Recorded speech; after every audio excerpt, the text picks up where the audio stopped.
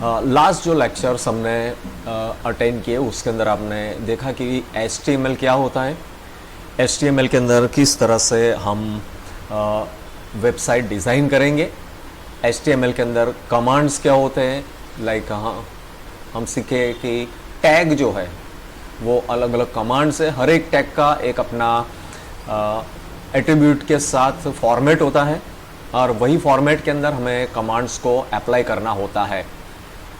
उसके बाद हम किस तरह से नोटपैड ओपन करना है, नोटपैड के अंदर किस तरह से HTML का कोड लिखना है वो हमने सीखा था। आज हमें ये सीखना है कि कोई भी वेबसाइट जब हम डिज़ाइन करते हैं तो वेबसाइट के अंदर जो उसका आउटपुट होता है वो किस तरह से रहेगा, या तो आउटपुट हम किस तरह से बना सकते हैं। तो सबसे पहले हमें ये जानना जरूरी होता है कि किसी भी वेबसाइट का एक आउटलुक होता है, उसको पहले से डिसाइड किया जाता है कि मुझे वेबसाइट बनानी है तो मैं किस तरह से वेबसाइट बनाऊंगा या बनाऊंगी, और अकॉर्डिंग टू दैट हम HTML के अंदर कोड लिखते हैं, राइट।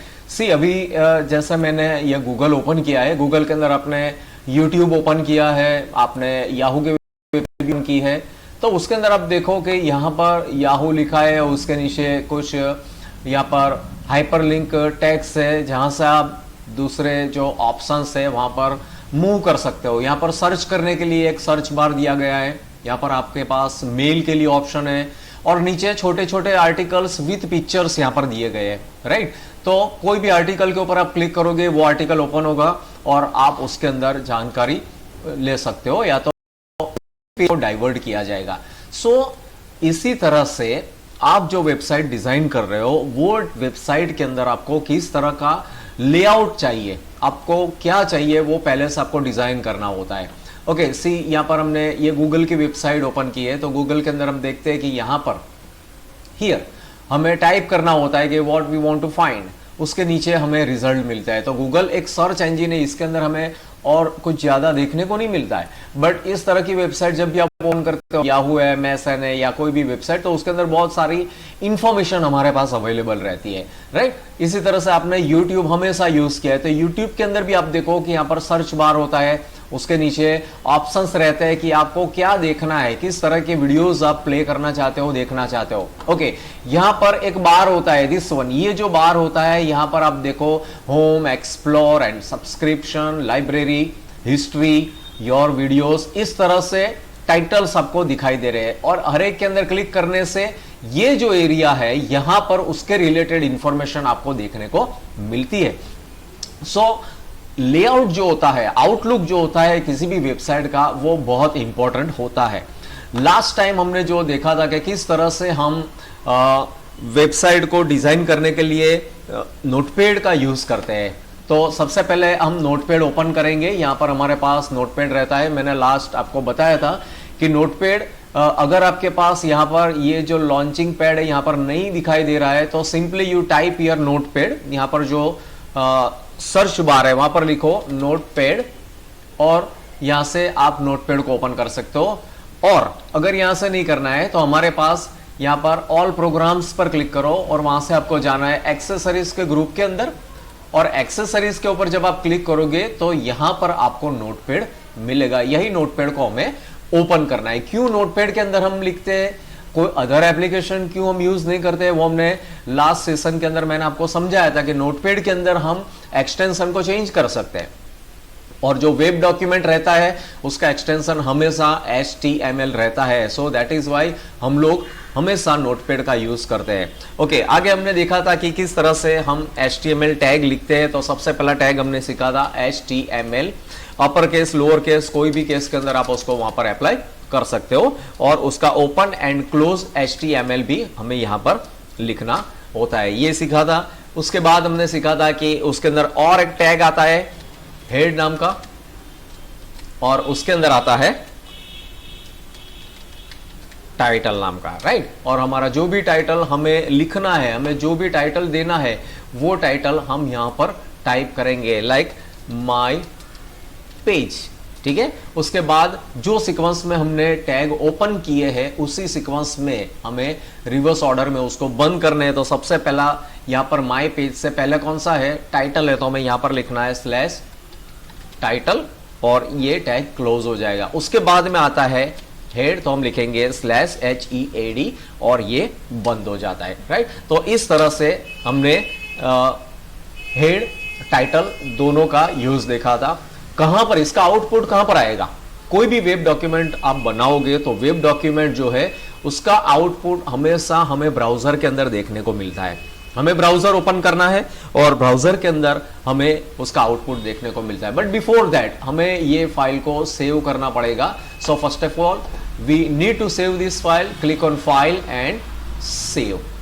लोकेशन आपको हमेशा याद रखना है कि आपकी जो फाइल है जहां पर आप सेव कर रहे हो वो लोकेशन कौन सा है। सी हियर, यहां पर डेस्कटॉप लिखा है और यहां पर लिखा है .txt, यानी कि अभी ये जो फाइल है वो as a text file save हो रही है। हमें एज ए टेक्स्ट नहीं करना है, हमें HTML करना है। मैं यहां पर उसका नाम दूंगा कि test.html।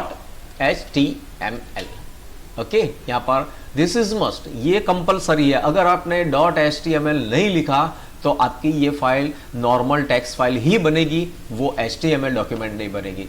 And now click on save button. जैसे ही क्लिक करोगे, ऑलरेडी हमारे पास लास्ट टाइम हमने जो फाइल बनाई थी वो सेव है, इसीलिए ये मैसेज आ रहा है कि test.html ऑलरेडी आएगी। रिप्लेस करना है, यस रिप्लेस करो, तो अभी जो नई फाइल बनाई है वो उसके अंदर रिप्लेस हो जाती है। ओके, सो हमारे पास अभी एक HTML डॉक्यूमेंट है जिसका नाम हमने क्या दिया है, टेस्ट दिया है। यहां पर आप देखो, हियर इट इज, कि यहां पर हमारे पास टेस्ट नाम की एक फाइल है, ठीक है। अब ये जो फाइल है उसके ऊपर ये कौन सा सिंबल आ रहा है, उसका आइकन कौन सा है, तो मोजिला फायरफॉक्स जो है, यहां पर आप देख रहे हो कि मोजिला फायरफॉक्स जो है उसका जो आइकन है वही आइकन हमें यहां पर देखने को मिल रहा है।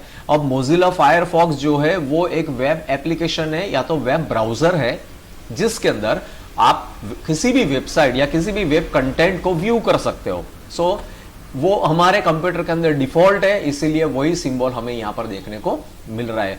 हो सकता है कि आपके कंप्यूटर के अंदर आपने गूगल क्रोम डिफॉल्ट रखा हो तो यहां पर आपको क्रोम का सिंबल देखने को मिलेगा। अब हमें क्या करना है, हमारे पास ये HTML फाइल है, हमने HTML डॉक्यूमेंट बनाया, उसको सेव किया। अब हम उसे देखना चाहते हैं कि हमने जो लिखा है उसकी क्या इफेक्ट आती है। तो हम सीधा ये फाइल को सिलेक्ट करेंगे, डबल क्लिक करो या तो सिलेक्ट एंड एंटर करेंगे तो ब्राउजर ओपन हो जाएगा और ब्राउजर के साथ साथ ये हमारी जो फाइल है उसके अंदर जो कुछ भी हमने कोड लिखा है वो कोड का आउटपुट हमें देखने को मिलेगा, राइट। तो ये हमारा ब्राउजर ओपन हो रहा है और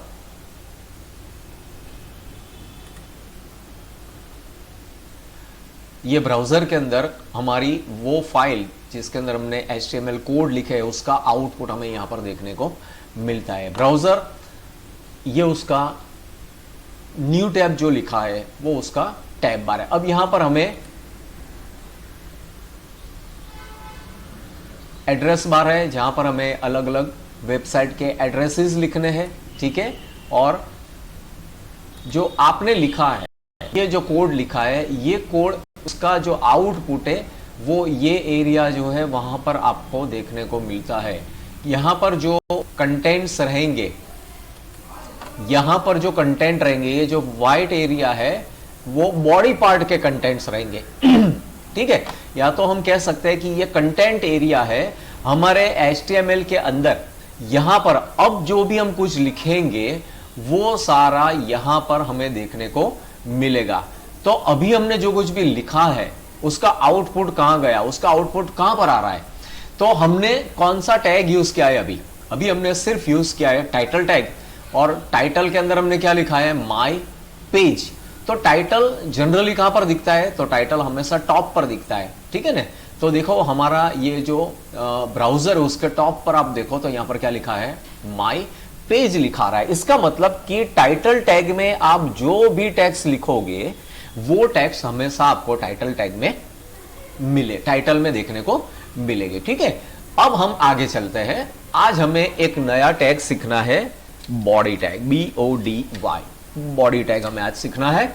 और थोड़े से फॉन्ट्स उसके हम छोटे करेंगे सो दैट सारे टैग्स एक ही स्क्रीन पर आपको देखने को मिले। और बॉडी जो टैग है वो टैग भी हम ओपन और क्लोज करेंगे, ठीक है। मैंने अगले लेक्चर में बताया था कि कुछ टैग ऐसे होते हैं जिसको हमें ओपन और क्लोज दोनों इफेक्ट उसकी देनी है, तो बॉडी का जो टैग है वो भी स्लैश बॉडी से हम उसको क्लोज करेंगे। और जो कुछ भी कंटेंट एरिया में आपको देखना है, यानी ब्राउजर के इस पार्ट के अंदर आपको जो कुछ भी देखना है वो सारा आपको यहां पर लिखना पड़ेगा बॉडी टैग के अंदर, ठीक है। तो यहां पर हम कुछ टाइप करेंगे और फिर देखते हैं कि बॉडी के अंदर हमने जो लिखा है उसका आउटपुट हमें कहां पर देखने को मिलता है, राइट। तो मैं यहां पर कुछ टेक्स्ट टाइप करता हूं और देखते हैं कि बॉडी के अंदर उसकी किस तरह से इफेक्ट देखने को मिलती है। तो यहां पर मैं लिखता हूं कि main parts of computer, okay, input, output and processing, right. Main parts जो फंक्शन वाइज हम देखने जाते हैं, तो कंप्यूटर के मेन 3 फंक्शंस है, इनपुट यूनिट, आउटपुट यूनिट और प्रोसेसिंग यूनिट के फंक्शंस रहते हैं। तो अब हमें यह देखना है कि ये बॉडी के अंदर लिखा है उसका हमें आउटपुट कहां पर मिलेगा और किस तरह से मिलेगा। नाउ फर्स्ट इंपॉर्टेंट थिंग कि अभी हमने जो ये फाइल के अंदर टाइप किया, HTML के अंदर जो कुछ भी टाइप किया है वो अभी तक हमने सेव नहीं किया है। यहां पर ये जो फाइल है जिसका नाम ऑलरेडी हमने दे रखा है test.html, हमने सिर्फ यहां पर डेटा एंटर किया है, अभी हमने उसे सेव नहीं किया है। तो सबसे पहले हम उसे करेंगे फाइल एंड सेव, और ये फाइल सेव हो गई। अब फाइल सेव हुई और कंटेंट फाइल के अंदर स्टोर हो गए, लेकिन जो हमारा ब्राउजर है वो ब्राउजर के अंदर वो कंटेंट अभी नहीं आ रहा है। इसका मतलब कि हमें एक बार ये ब्राउजर को रिफ्रेश करना है कि लेटेस्ट अपडेट जो HTML फाइल के अंदर हुआ है वो हमें अभी देखने हैं। तो हमारे पास यहां पर एक रिफ्रेश नाम का बटन है, रीलोड पेज या तो रिफ्रेश बटन आता है, उसके ऊपर हम क्लिक करेंगे तो हमें क्या दिखाई देगा, हमने जो कुछ भी लिखा है यहां पर, हमने यहां पर जो कुछ भी लिखा है वो यहां हमें देखने को मिलता है। यहां पर मैंने लिखी एक लाइन है मेन पार्ट्स ऑफ कंप्यूटर, फिर एक ब्लैंक लाइन हमने छोड़ी है, उसके बाद नेक्स्ट लाइन पर इनपुट, उसके बाद है आउटपुट, उसके बाद है प्रोसेसिंग। बट कंप्यूटर जब ब्राउजर के अंदर उसे प्रिंट करता है तो कंप्यूटर क्या करता है, एक ही लाइन में उसको प्रिंट करता है। मीन्स के यहां पर ये कभी भी मत समझो कि यहां पर आपने नोटपैड के अंदर एंटर किया है तो अपने आप यहां पर ब्राउजर में एंटर हो जाएगा या तो न्यू लाइन कंप्यूटर छोड़ेगा, ऐसा कभी नहीं होता है। फॉर दैट उसके लिए भी आपको पर्टिकुलर कमांड या तो उसका जो टैग होता है वो टैग का यूज करना है। तो उसके लिए जो टैग है, जो टैग का हम यूज करेंगे वो है पैराग्राफ। एक्चुअली कंप्यूटर के अंदर जब भी हम एंटर की प्रेस करते हैं तो कंप्यूटर समझता है कि यहां से पैराग्राफ मार्क है, वो पैराग्राफ मार्क समझता है, और वही चीज हमें यहां पर कंप्यूटर को बतानी है। और उसके लिए जो हमें टैग यूज करना है वो है पी टैग, पैराग्राफ टैग, ठीक है। तो यहां से हमने मेन पार्ट्स ऑफ कंप्यूटर जो है खत्म होता है, मेन पार्ट्स ऑफ कंप्यूटर, उसके बाद में पी अप्लाई किया, यानी कंप्यूटर और इनपुट के बीच में से क्या होगा, पी, यानी यहां से एक नई लाइन कंप्यूटर ड्रॉ करेगा और देन आफ्टर इनपुट, आउटपुट और प्रोसेसिंग आएगा। लेट अस सी, उसको सेव करते हैं, फाइल एंड सेव, और यहां पर जाके हम करेंगे रिलोड करो। Now see what happened, main parts of computer, और उसके बाद हमने लिखा है P tag, paragraph mark, paragraph tag, तो कंप्यूटर ने यहां से एक नई लाइन क्या कर दी, छोड़ दी। इसी तरह से हमें क्या करना है, इनपुट जो है तो इनपुट के बाजू में भी हमें एक पैराग्राफ मार्क लिखना है, क्योंकि वहां से भी हमें एक नई लाइन की शुरुआत करनी है, आउटपुट के बाद और प्रोसेसिंग के बाद, ठीक है। अगेन हम उसे सेव करेंगे, फाइल में जाएंगे, फाइल एंड सेव करो और यहां पर कर दो रिफ्रेश, तो आपको चारों लाइन के अंदर अलग अलग वर्ड जिस तरह से हमने यहां पर लिखा था उस तरह से आपको देखने को मिलेगा। बॉडी से शुरुआत होती है, सी यहां से हम स्टार्ट करते हैं। आप सपोज करो कि मैंने चलो 3-4 बार इस तरह से एंटर दे दिया, तो इसका मतलब ये नहीं होता है कि यहां पर हमने स्पेस रखा है तो यहां पर अपने आप स्पेस आएगा, नहीं, ऐसा नहीं होगा। चलो चेक करते हैं, फाइल एंड सेव करेंगे एंड यहां पर रिलोड करो, क्या होता है, नथिंग, कुछ नहीं होगा। इसका मतलब ये होता है कि आपको हर जगह जहां पर एक नई लाइन स्किप करनी है वहां पर आपको क्या करना है कि एक पैराग्राफ पी टैग का यूज करना है और तब जाके कंप्यूटर एक लाइन वहां पर स्किप करना है। एक बार आपने पी टैग का यूज किया, उसका मतलब यह होता है कि कंप्यूटर एक लाइन वहां पर क्या करेगा, स्किप करेगा। सपोज मैंने यहां पर लिखा 1 2 3 एंड 4, 4 बार मैंने पी टैग का यूज किया है। इसका मतलब क्या होता है, तो कंप्यूटर 4 बार सेव करेंगे और यहां पर रीलोड करेंगे, तो कंप्यूटर क्या करेगा,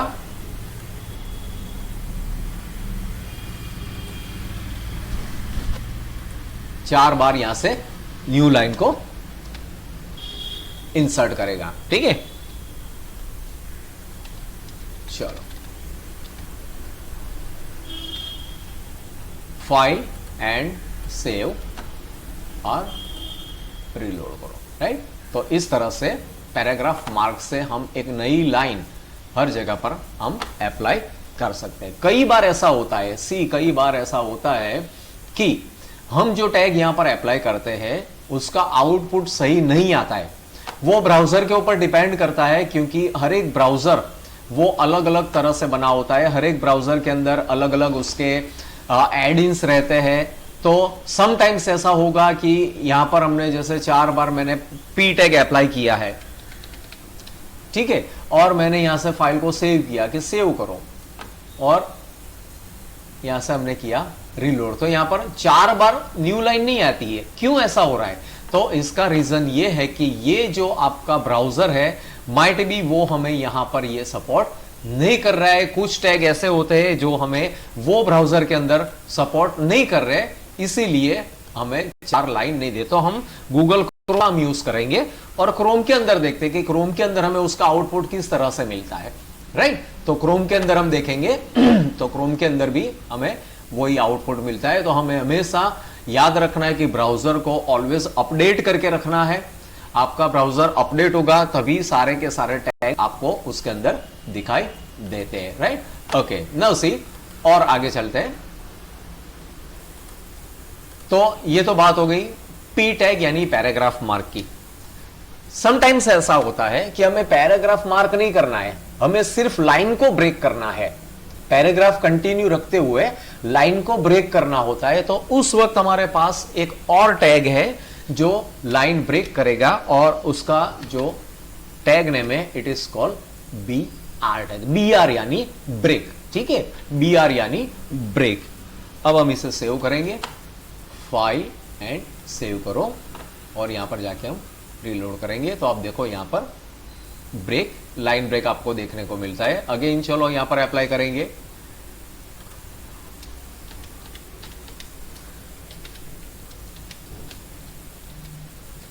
one two three four and file and save reload and 1 2 3 4। तो इस तरह से आपको लाइन ब्रेक देखने को मिलेगी। ये लाइन ब्रेक करने के लिए बी आर टैग है, पैराग्राफ मार्क करने के लिए हमारे पास पी टैग है। तो दोनों में से किसी भी टैग का आप न्यू लाइन पर जाने के लिए यूज कर सकते हो। सो इस तरह से हम नई लाइन पर नई टैग्स लिख सकते हैं। रिमेंबर दैट कि यहां पर आपने एंटर किया तो अपने आप वो एंटर ब्राउजर के अंदर आएगा, ऐसा कभी नहीं होगा।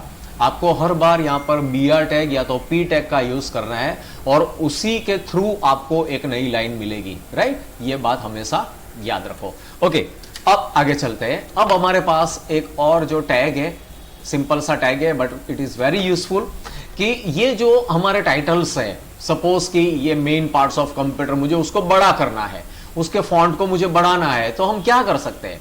तो एक्चुअली यहां पर हमारे पास हेडिंग नाम का एक टैग आता है, हेडिंग टैग आता है, और इसको लिखा जाता है H1 टैग से। H1, H2, H3, H4, H5 and H6 अलग अलग साइज के फोन्ट्स हमें यहां पर मिलते हैं एज ए हेडिंग टैग के अंदर। जैसे ही हमने देखो यहां पर लिखा है H1, और उसके अंदर हमने लिखा, ये पूरा उसके अंदर ले लेना है, ठीक है, और उसकी इफेक्ट मुझे यहां पर खत्म कर देनी है। तो यहां पर हम लिखेंगे /H1 और उसको बंद कर दिया। तो ये जो H1 टैग है, सबसे पहले आप देखोगे इसकी इफेक्ट क्या है, उसके बाद में हम समझेंगे कि किस तरह से उसको अप्लाई किया जाता है। सो फर्स्ट ऑफ ऑल उसकी इफेक्ट देखो, फाइल और हमने किया उसको सेव कर दिया, अगेन ब्राउजर में गए और वहां पर कर दिया रीलोड करो। तो यहां पर आप देख रहे हो कि ये जो फाइल हमने टैग का यूज किया वो टैग क्या करता है, फॉन्ट्स को बड़ा करता है। जैसे यहां पर हमने लिखा मेन पार्ट्स ऑफ कंप्यूटर और उसके बाद हमने ये जो टैग है उसकी इफेक्ट को रोक दिया, उसको क्लोज कर दिया, तो सिर्फ यहां तक वो इफेक्ट आती है कि मेन पार्ट्स ऑफ कंप्यूटर, ठीक है। और बाकी जो है इनपुट आउटपुट और प्रोसेसिंग वहां पर उसकी कोई इफेक्ट नहीं आती है। सो अब मैं यहां से इसे निकाल देता हूं और उसको वहां से निकाल के मैं यहां पर लिखता हूं हियर इनपुट के पीछे। तो आप बताओ अभी कि कौन सा जो टैग है, कौन सी टैग्स जो है वो बड़ी होगी। तो सिंपली आपको ये देखना है कि open H1 and close H1 tag के बीच में क्या क्या आता है। तो दोनों के बीच में क्या आता है, main parts of computer and input. तो ये दोनों जो टैग्स है उसके फॉन्ट्स क्या हो जाएंगे, बड़े हो जाएंगे। फाइल हम करेंगे उसको सेव एंड रीलोड करो and see main parts of computer input तक का, ठीक है। Clear with this. तो ये जो होता है इस तरह से हम क्या करते हैं, हेडिंग जो टैग है उसकी इफेक्ट लाते हैं। ओके, अब हम हेडिंग को थोड़ा सा और समझेंगे क्योंकि हमारे पास H1 से लेके H6 तक हेडिंग्स अवेलेबल है। तो हम यहां पर लिखेंगे, अब इनपुट जो है वहां पर इनपुट में हम लिखेंगे H2 कि H2 की इफेक्ट हमें देखनी है और वहां पर हमें करना है H2 को क्लोज। उसके बाद हमें देखना है H3, तो हम लिखेंगे कि H3 करो और उसके बाद हम पीछे करेंगे H3 को क्लोज, ठीक है, H3 क्लोज। एंड लास्ट में हम ले लेते हैं H6। H6 जो है उसको ओपन करेंगे यहां पर H6 एंड लास्ट में हम क्लोज करेंगे /H6। And for your knowledge हम यहां पर एक और टैग लिखेंगे /H7 और या लिखेंगे फॉर टेस्ट एंड /H7। अब हम देखते हैं हर एक टैग किस तरह से परफॉर्म करेगा। तो सबसे पहले फाइल उसको सेव कर लेंगे और यहां पर जाके हम उसको रिलोड करेंगे। तो हर एक जो टैग है वो टैग हमें देखने को मिलता है। सबसे पहले H1 जो आपने देखा, H1 main parts of computer पर खत्म हो जाता है, तो ये साइज के फॉन्ट्स बना के आपको देगा H1। उसके बाद हमने लिखा है H2 इनपुट के लिए, इनपुट के पीछे H2 को हमने क्लोज किया, तो इससे थोड़े छोटे साइज के फॉन्ट्स आपको H2 से मिलेंगे। सिमिलर वे आप H3 देखो, आउटपुट H3 यहां पर क्लोज हुआ तो उससे और छोटे ही आपको यहां पर मिलते हैं। और लास्ट हमने 6 लिया है, तो 6 के अंदर आप देखो कि इतने छोटे फॉन्ट। 4 और 5 है वो ये दोनों के बीच की साइज रहेगी 4 और 5, यानी आउटपुट से थोड़ा छोटा फॉन्ट रहेगा वो H4 में रहेगा, उससे और छोटा बनेगा वो H5 रहेगा, और H6 में आपको ये साइज के फॉन्ट्स मिलेंगे। ये H1, H2, H3 up to H6 tag से आपको देखने को मिलते हैं। बट अगर आपने कर दिया H7, तो H7 में क्या होगा, H7 में कुछ नहीं होगा। H7 के अंदर जो आपकी नॉर्मल टैग्स है बस वही फॉन्ट की साइज आपको मिलेगी। नॉर्मल टैग्स जो है वही साइज का फॉन्ट आपको वहां पर देखने को मिलता है, ठीक है। ओके फ्रेंड्स, तो आज हमने ये बहुत इंपॉर्टेंट कमांड सीखे हैं। एक तो सबसे पहले हमने देखा बॉडी यानी जो कंटेंट एरिया है, यानी ये जो वाइट एरिया है जहां पर हम वेबसाइट का कंटेंट्स व्यू करते हैं, वहां पर कुछ भी लाना है तो हमें बॉडी सेक्शन के अंदर ही उसे लिखना है। हमारे जो नीचे क्लोज बॉडी और क्लोज /body/html जो है वो नीचे है, और ये बॉडी ओपन और ये बॉडी क्लोज के बीच में, ये दोनों के बीच में हमने क्या रखा है, हमने ये लिखा है। तो क्या होता है कि ये दोनों के बीच में जितना भी लिखा है वो हमें ये कंटेंट विंडो के अंदर देखने को मिलता है, ठीक है। ओके, इसी तरह से HTML जो है उसके अंदर ये पूरा हमारा कोड रहता है, HTML ओपन और HTML क्लोज, और उसके अंदर हम सारा ये कोड लिखते हैं। सो बॉडी के अंदर हमने क्या लिखा, बॉडी के अंदर कंटेंट एरिया है, वहां पर हमने लिखा मेन पार्ट्स, यानी जो कंटेंट है, इमेजेस आएगी, एनिमेटेड GIF आएगी, वीडियोस रखेंगे, अलग अलग तरह से जो कोई भी कंटेंट हम रखेंगे वो सब कुछ हमें यहां पर बॉडी के अंदर ही लिखना है। जैसे मैंने गूगल में आपको बताया कि आपके पास ये जो एक याहू की वेबसाइट है, तो याहू की वेबसाइट के अंदर आप देखो तो उसके अंदर पिक्चर्स भी आते हैं, उसके अंदर टैग्स भी रहती है, उसके अंदर अलग अलग तरह से इंफॉर्मेशन भी रहती है। तो वो सारी इंफॉर्मेशन और वो सब कहां पर लिखा होता है, ये टैग के अंदर लिखा होता है बॉडी के अंदर। उसके बाद हमने सीखा पी टैग पैराग्राफ करने के लिए, न्यू पैराग्राफ करने के लिए, और उसके बाद हमने सीखा BR टैग यानी लाइन को ब्रेक करने के लिए, राइट। और उसके बाद जो हमने टैग सीखा वो है H1 हेडिंग अप्लाई करने के लिए, बड़े से फॉन्ट्स करने के लिए हमने H1 का यूज किया। और H1 कहां तक अप्लाई किया जा सकता है, अप टू H6। अलग अलग तरह के जो फॉन्ट की साइज है वो H1 से लेके H6 तक हमें मिलते हैं।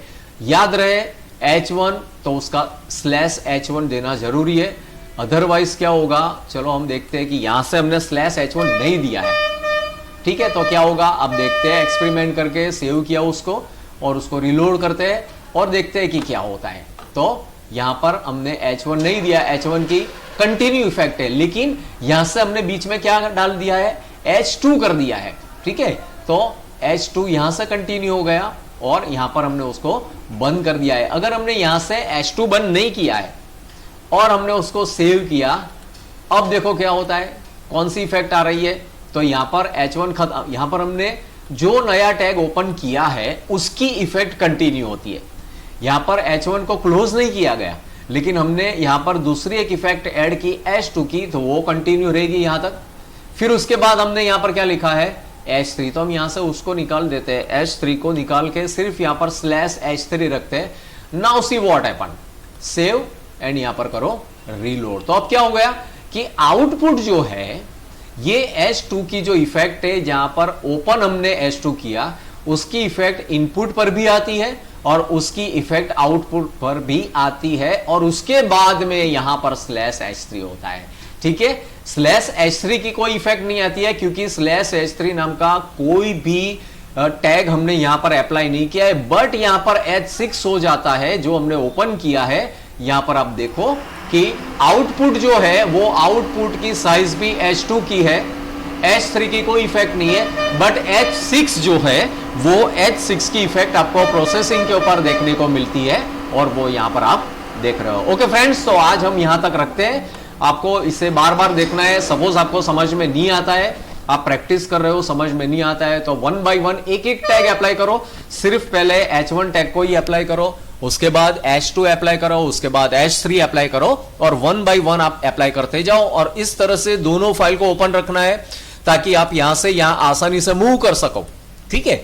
फाइल को बंद नहीं करना है, जैसे ही आपने ये फाइल सेव किया उसको बंद नहीं करना है, ओपन रखो, सो दैट आपको सिर्फ यहां पर रिफ्रेश करना रहता है, सिर्फ रिफ्रेश करना रहता है, ठीक है। तो इस तरह से हमें ये बॉडी टैग के अंदर ये H1, BR और P टैग का यूज करना है। आज आपको इसे प्रैक्टिस करना है, और जो कोई भी क्वेरी है, जो कुछ भी डिफिकल्टीज है, वो आपको मुझे व्हाट्सएप पर सेंड कर देना है विथ योर कोडिंग इमेज। आपने ये जो इमेज लिखी है, अब इसके अंदर कोई आउटपुट नहीं आ रहा है, तो आपको सिंपली क्या करना है कि आप इसका फोटो ले लो, ये जो आपने कोड लिखा है उसका फोटो लेके मुझे व्हाट्सएप पर सेंड कर दो, जो भी करेक्शन है वो मैं आपको बताऊंगा, राइट। सो यहां पर हम हमारा सेशन क्लोज करते हैं, और ये जो YouTube चैनल है उसके थ्रू आपको इसे देखना है, बार बार देखना है, और जितने भी हमने टैग अभी तक सीखे उसको आपको रिवाइज करना है। Okay, thank you so much and take care all of you, thank you.